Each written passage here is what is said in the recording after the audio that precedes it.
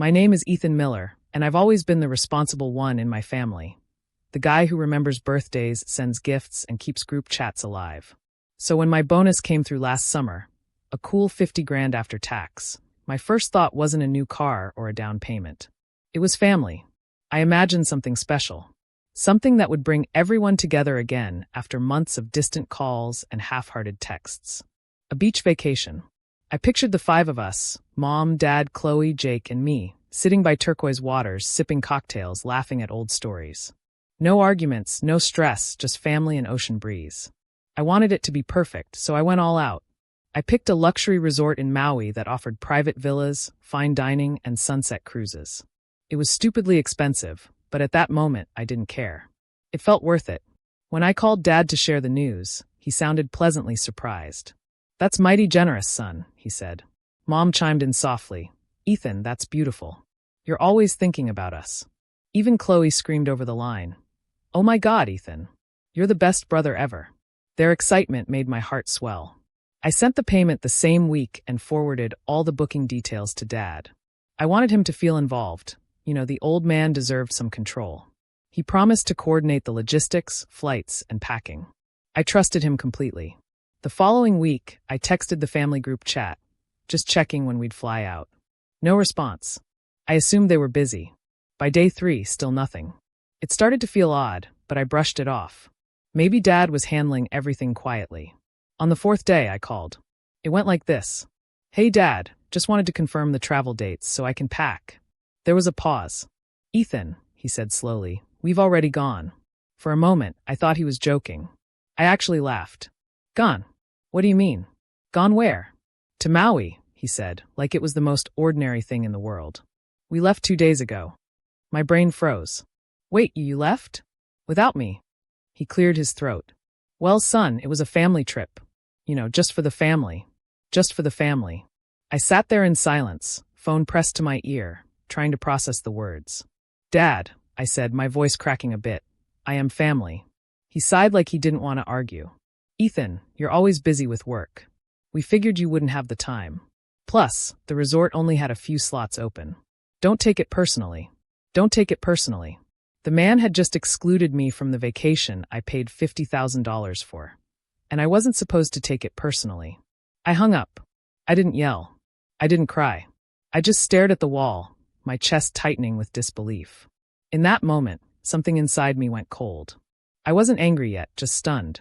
Later that evening, my phone buzzed with a text from Chloe. It was a photo. She stood on the beach, sun hat tilted, cocktail in hand, ocean behind her. The caption read, "Best family vacation ever." No tag. No mention of me. Just that phrase again. Family vacation. I looked at it for a long time, then turned my phone face down. That night, I ordered takeout and sat alone watching the rain hit my Seattle apartment windows. It was almost poetic. They were out there in sunshine, and I was here, drenched in irony. I kept replaying Dad's words in my head. It was only for the family. The next day, I confided in Marcus at work. He stared at me, horrified. "Wait," he said. "They went on your trip without you?" "Yep," I muttered. "Apparently, I'm not part of the family anymore." He leaned back in his chair. "Bro, that's insane. That's like corporate-level betrayal." I chuckled bitterly. "Yeah, except you can't fire your family. You just have to live with them." That line stuck with me all day. As the week went by, I watched their posts trickle in on social media. Beach dinners, snorkeling shots, matching t-shirts that said Miller Family Trip 2025. I wasn't tagged in a single one. It felt like I'd been erased from the narrative. By the time they came back, I'd already made up my mind. I wouldn't bring it up. I wouldn't complain. But something in me shifted that day, something permanent. I realized that generosity without boundaries is a recipe for heartbreak. And though I didn't know it yet, a few months later, when Dad called me again, I'd finally get my turn to deliver the perfect line. Calm, sharp, and unforgettable. When they returned from the trip, I didn't rush to call or visit. A week passed before Dad finally texted. "We're back home, son. Trip was great. You should have come." I laughed out loud reading it. I should have come? The same man who said the trip was only for the family was now acting like I'd missed an open invitation. I typed a dozen sarcastic replies, deleted them all, and finally settled for silence. Some things don't deserve a response. But silence has a way of echoing. It turns over in your head, bouncing between hurt and disbelief until it becomes something heavier, disappointment. That was me for the next few weeks, disappointed. Not just in them, but in myself for expecting better. Every Sunday, we had this routine family video call. I skipped it. The first Sunday, Mom called after the call ended. "Ethan, honey, we didn't see you online. Everything okay?" I hesitated, trying to sound calm. "Yeah, Mom, everything's fine. Just been busy with work." She sighed softly. "You know your father meant no harm. He thought." "Mom," I interrupted gently, "let's not do this." There was a pause, long enough for both of us to understand what wasn't being said. "Okay," she whispered. "We love you." "I know," I replied, though I wasn't sure I did.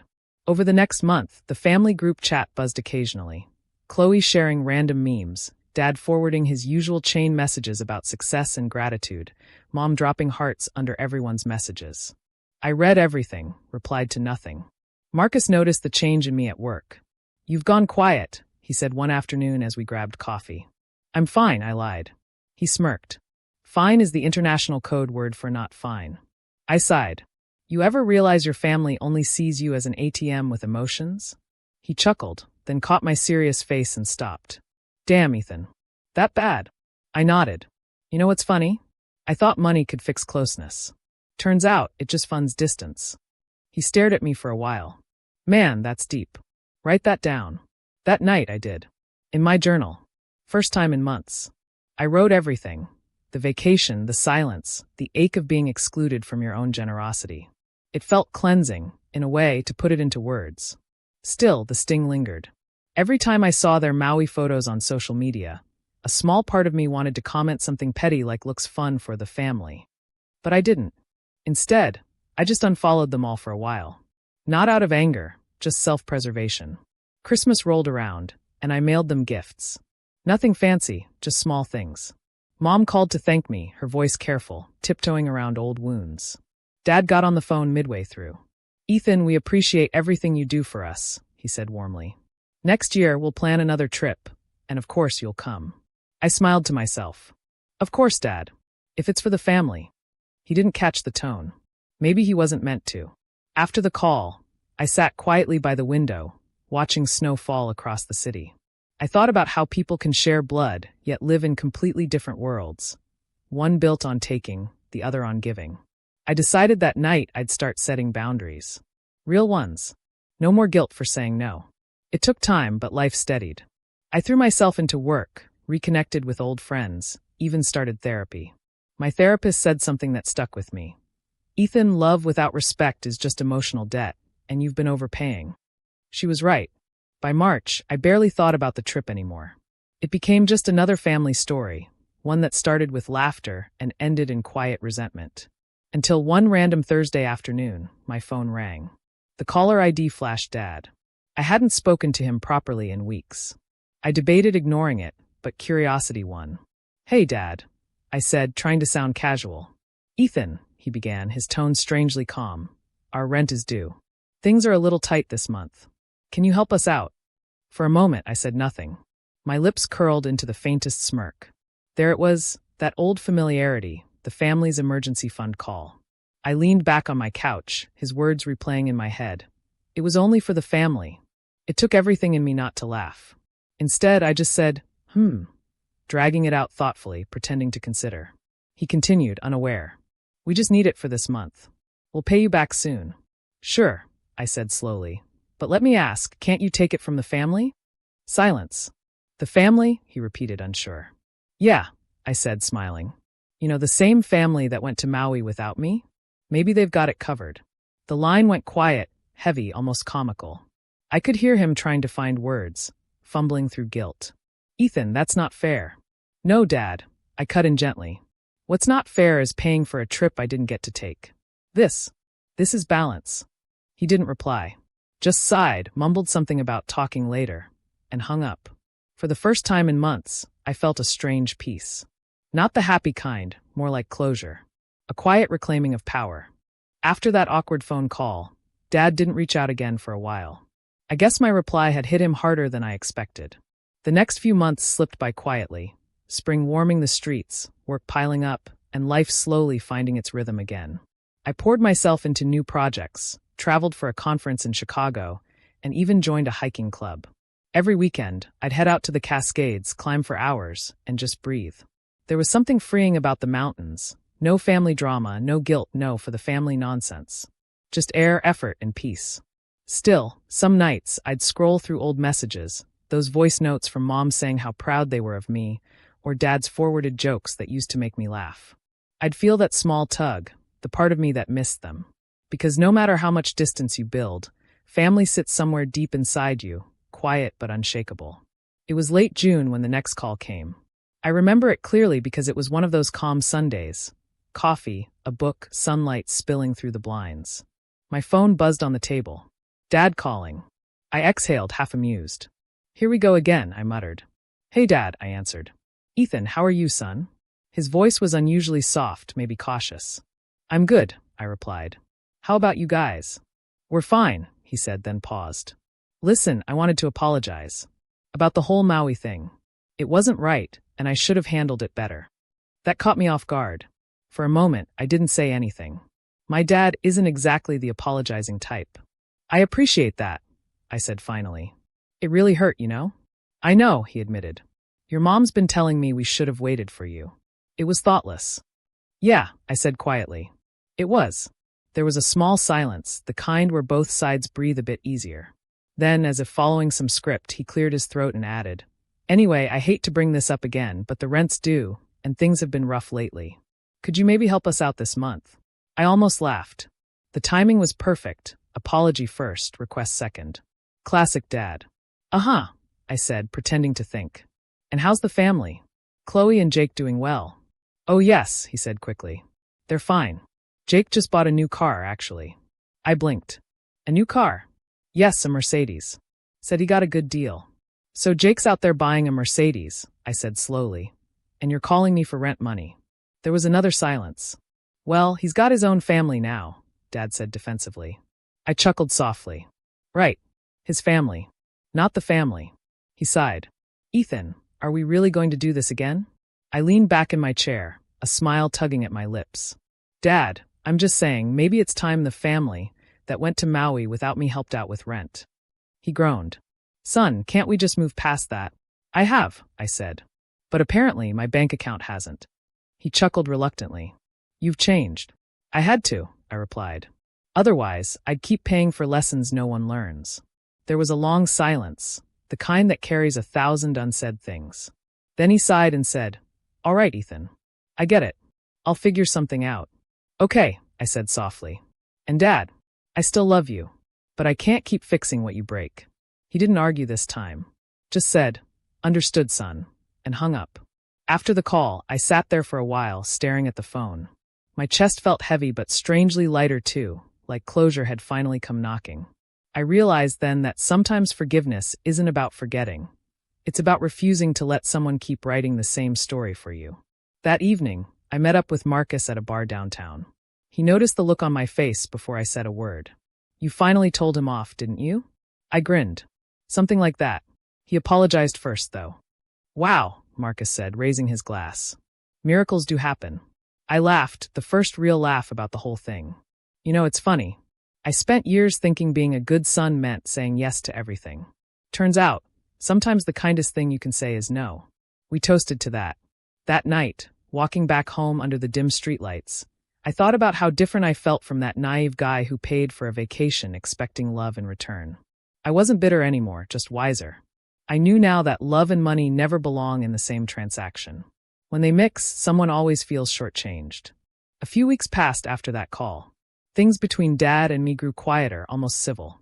He didn't ask for money again, and I didn't bring up Maui anymore. It was like we'd reached an unspoken agreement. Peace through distance. But peace in my family never lasts long. It was late August, a humid Friday evening. I'd just returned from work, ordered Thai food, and was halfway through a Netflix documentary when my phone buzzed. "Dad." Again. I hesitated before answering. "Hey, Dad," I said, keeping my tone neutral. "Ethan," he began, voice unusually soft. "I hate to bother you again, but we're in a bit of a tight spot this month." I sighed quietly. "What's going on?" "The rent went up," he said, sounding rehearsed. And your mom's medical insurance didn't cover her last visit. We're short. Uh-huh, I replied slowly, already bracing myself for the ask. We just need a couple thousand, he continued. I promise we'll pay you back as soon as. I stopped him gently. Dad. He went silent.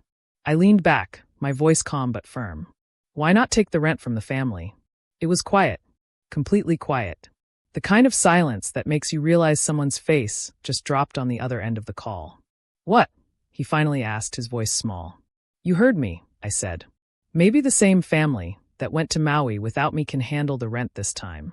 He didn't speak right away. When he finally did, he sounded weary. Ethan, that was months ago. Yeah, I said softly, but the memory's rent-free. He sighed.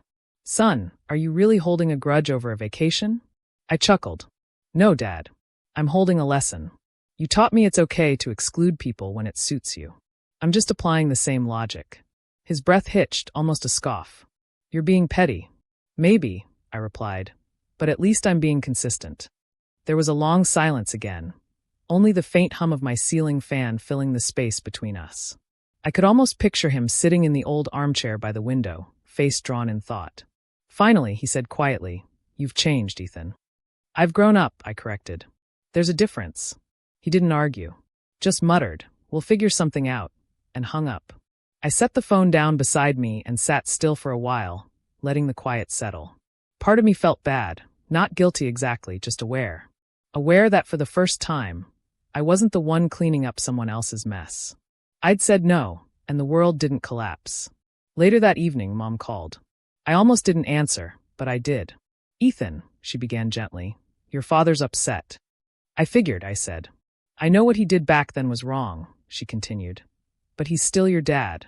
He doesn't always think before he acts. I smiled faintly. That's true, but maybe it's time he starts. She sighed. I understand, honey. You've been generous enough. I just don't want this to eat at you. It won't, I said. I'm fine, Mom. I just needed to draw a line. We talked for a bit, about work, her garden, small things that felt normal again. Before hanging up, she said, You've always had the kindest heart, Ethan. Don't let bitterness harden it. Her words stayed with me. She wasn't wrong. There's a fine line between self-respect and resentment, and I didn't want to cross it. Over the next few days, I kept thinking about everything that had happened. The trip, the betrayal, the quiet revenge, the silence that followed. And somewhere between reflection and relief, I realized I wasn't angry anymore. I was just done. A few days later, Dad texted me. Don't worry about the rent. Chloe helped out. We're good. Take care, son. That one short message felt like the full circle. I smiled. Finally, the family had handled something without me. Weeks rolled into months, and our relationship slowly thawed. We spoke occasionally, surface-level stuff, football scores, the weather, Mom's new recipes.